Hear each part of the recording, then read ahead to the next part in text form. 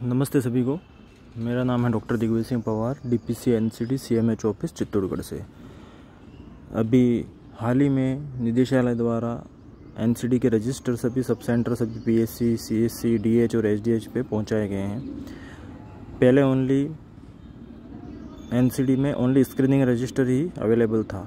अब दो रजिस्टर दिए गए हैं, एक है स्क्रीनिंग रजिस्टर और दूसरा है फॉलोअप रजिस्टर, और उसके अलावा एनसीडी फॉलोअप कार्ड भी दिए गए हैं। तो उसको किस प्रकार से अपन फिल करेंगे, उसमें क्या इन्फॉर्मेशन डालेंगे, तो उसको किस प्रकार से मेंटेन रखेंगे रजिस्टर को, तो इसके बारे में आज थोड़ी बहुत जानकारी देना चाहता हूँ। तो कुछ इस प्रकार से आपके सामने ये रजिस्टर है, फ्रंट पेज है स्क्रीनिंग रजिस्टर का। ये देख लीजिए, HWC सब सेंटर के लिए रजिस्टर है। National programme for prevention and control of non communicable disease NPNCD, पहले NPCDCS नाम था प्रोग्राम का, वो NPNCD हो गया है, चेंज कर दिया गया। उसके बाद यहाँ पे डिस्ट्रिक्ट का नाम आ जाएगा। यहाँ पे जो भी आयुष्मान आरोग्य मंदिर है, जैसे यहाँ पे एंट्री की हुई है, तो इस प्रकार से आपको एंट्री करनी है। उसके बाद में मेन है आपका ईयर, वर्ष। जैसे कि स्क्रीनिंग जो भी होती है फाइनेंशियल ईयर वाइज होती है।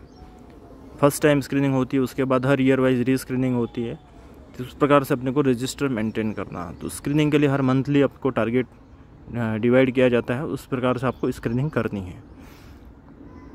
तो ये चिकित्सा स्वास्थ्य विभाग परिवार कल्याण स्क्रीनिंग रजिस्टर यहाँ पे लिखा हुआ है। तो अपने को स्क्रीनिंग रजिस्टर में ओनली स्क्रीनिंग के पेशेंट को इंदराज करना है। स्क्रीनिंग मतलब ओनली जो हेल्दी पेशेंट्स हैं और जो बीमार हैं उन सब की जांच के रिकॉर्ड यहाँ पे मेंटेन करना है। और फॉलोअप रजिस्टर में जैसे आप स्क्रीनिंग कर रहे हैं, उसमें से जो भी सस्पेक्टेड पेशेंट है रेफ़र करेंगे। उसके बाद फाइनल डायग्नोसिस के बाद वो सब फॉलोअप रजिस्टर में फॉलोअप के लिए आपके पास आते हैं, दवाई लेने के लिए या बीपी चेक करवाने के लिए, शुगर चेक कराने के लिए। तो आपको वहाँ पे एंटर करना। और सबसे इम्पोर्टेंट बात है कि एनसीडी रजिस्टर में दूसरे जो नॉर्मल इलनेस है उसकी इन्फॉर्मेशन इसमें अपने को नहीं करनी है। जैसे ऑप्शन नहीं है तो आपको यहाँ पे URI, RTI जो भी है ये आपको अंदर एंटर नहीं करना है। एनसीडी का रजिस्टर है तो इसमें एनसीडी की ही एंट्री करें, इसको नॉर्मल ओपीडी रजिस्टर नहीं समझे। ठीक है।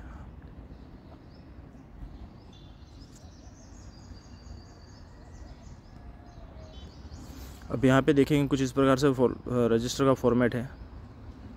सबसे आगे है serial number, registration number, date, registration number और डेट दोनों हैं यहाँ पे।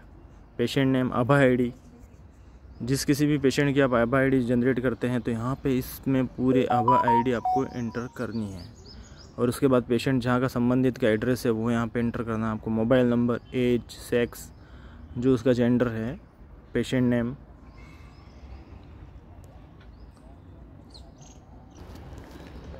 उसके बाद देखेंगे BMI, body mass index, blood sugar, blood pressure, weakness और दम। स्ट्रोक के लिए ये पूछेंगे, नेगेटिव है तो नेगेटिव एंटर करना है, पॉजिटिव है तो पॉजिटिव एंटर करना है।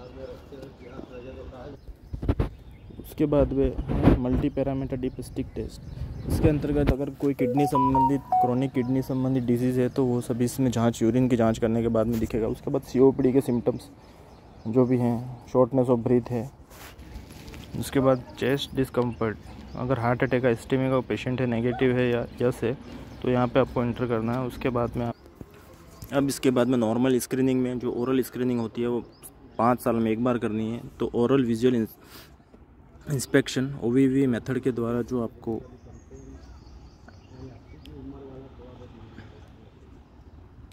नेगेटिव है, पॉजिटिव है, तो ओरल विजुअल इंस्पेक्शन, तो इसमें ये डैश नहीं लगेगा, इसमें यहाँ पे नेगेटिव लगेगा, पॉजिटिव लगेगा। उसके बाद क्लिनिकल ब्रेस्ट एग्जामिनेशन, नेगेटिव है या पॉजिटिव ये डलेगा। अगर मेल है तो यहाँ पे डैश आ जाएगा।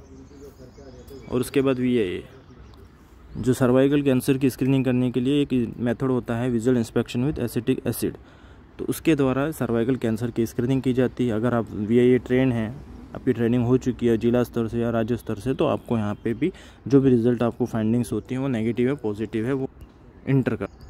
अब उसके बाद में आता है सस्पेक्टेड केस। सस्पेक्टेड केस है यस और नो जो भी हैं यहाँ पे, तो उसके बाद वो पेशेंट कहाँ रेफ़र करते हैं, CSC, PSC। तो उसके बाद में यहाँ पे आपको इंटर करना है।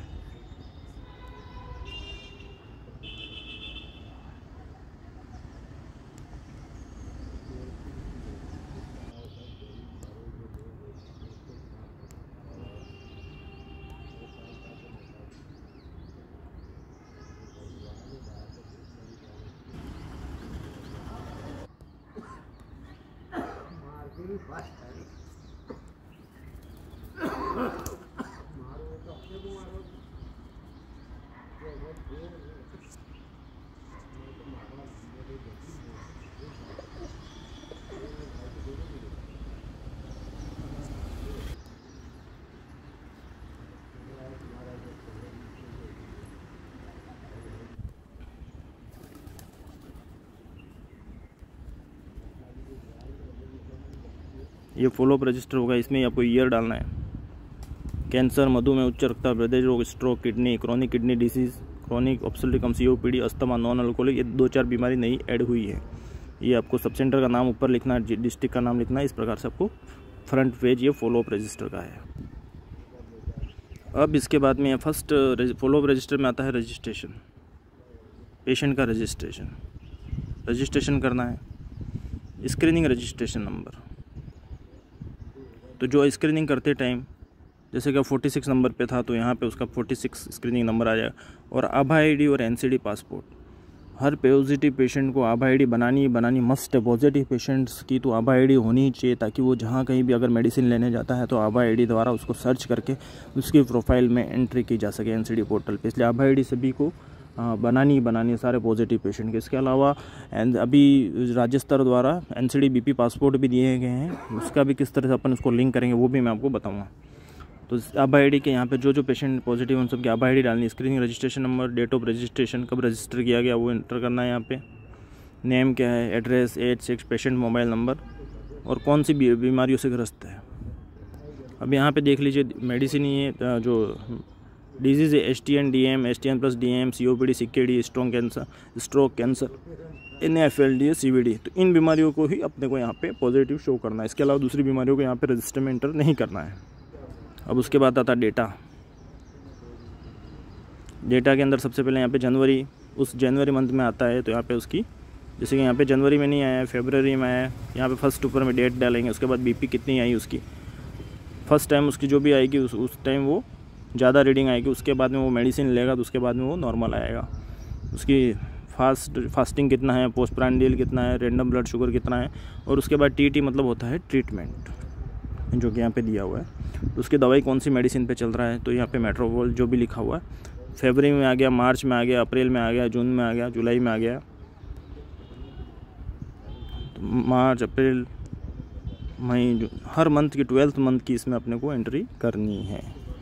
और तो इसका मतलब ये हो गया कि स्क्रीनिंग हमेशा वो नॉर्मल पेशेंट की होगी, और एक बार वो पॉजिटिव पेशेंट आ जाता है तो उसके बाद में उसकी स्क्रीनिंग नहीं की जाएगी, उसका फिर फॉलोअप ही किया जाएगा। उसमें से आपका टारगेट माइनस हो जाएगा। जैसे कि मान लीजिए आपका टारगेट था स्क्रीनिंग का 100, उसमें से 20 व्यक्ति पॉजिटिव आ गए तो अगले साल आपका ओनली 80 का टारगेट ही बचेगा। जितने पॉजिटिव आएंगे आपकी स्क्रीनिंग का टारगेट कम होता जाएगा। इधर देखिए दिख रहा है आपको स्क्रीनिंग रजिस्ट्रेशन नंबर, इधर आभा ID, पासपोर्ट नंबर, इधर सबकी एंटर करनी है जो कि यहाँ पे फिल नहीं किया गया है। यहाँ पे आभा ID डालनी है, डेट ऑफ रजिस्ट्रेशन डालना है, कब पेशेंट, ऐसे नहीं ओनली एंट्री कर रहे हो, डेट वेट कुछ डाली नहीं, डेट यहाँ पे भी नहीं डली है। हर जगह अपने को डेट मेंटेन करनी है, पेशेंट मोबाइल नंबर, ताकि पेशेंट नहीं आ रहा तो उसको फ़ोन करके वापस अपन बुला पाए। एज क्या है, मंथली, मार्च, अप्रैल, मई, जून, जुलाई, सब जगह की इसमें फॉलोअप करना है। हर जो फॉलोअप पेशेंट का उसका इनरोलमेंट बार बार नहीं करना है, एक बार ही करना है। उसको वापस जब भी फॉलोअप के लिए आता है तो उसका अपने को आभा ID के द्वारा या NCD BP पासपोर्ट के द्वारा या मोबाइल नंबर के द्वारा अपने को सर्च करना है। ये बहुत ही इंपॉर्टेंट चीज़ है, क्योंकि डेटा की डुप्लीकेसी बहुत ज़्यादा हो रही, तो इसलिए अपने को एक पेशेंट का एक बार ही इनरोलमेंट करना है, चाहे वो किस जिले के किसी भी संस्थान पे जाए, उसका अपने को डुप्लीकेशन नहीं करना, डबल डेटा इंदराज नहीं करना पोर्टल पे। एक व्यक्ति को एक ही प्रोफाइल बनानी है, उसको सर्च करना है, अगर वो नहीं मिलता है फिर अपने को उसको ID बनानी है, उसकी इनरोलमेंट करना है।